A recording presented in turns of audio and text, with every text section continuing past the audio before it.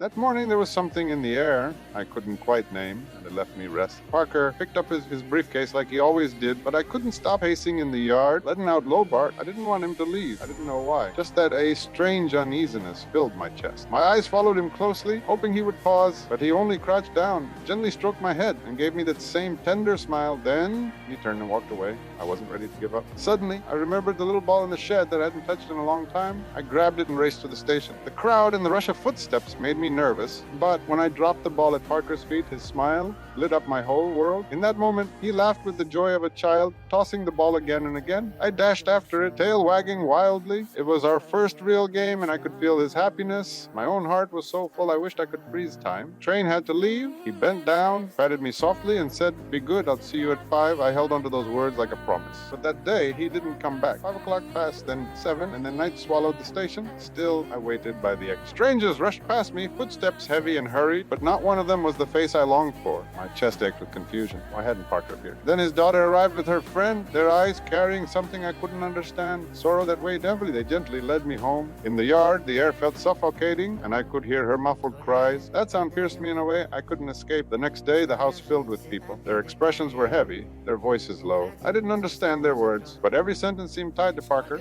I couldn't stay inside. All I wanted was to return to the station. So before 5 o'clock, I went back. I sat quietly near the flower bed, my gaze locked on the exits. Echoing ahead, trains roared in and out, but in my world, there was only one thought: wait for him to return. Days turned into weeks, weeks into years, and the seasons passed before my eyes. Trains kept coming and going, crowds gathered and scattered, yet I never left that place. Snow blanketed my body, the summer sun burned my fur, but still, because in my heart, that promise had never faded. People might whisper that he wasn't coming back, but I didn't understand those words. All I knew was this one day, he would walk out of that station's exit, smiling, reaching out his hand to gently pat my head and say, "Good boy, let's go home."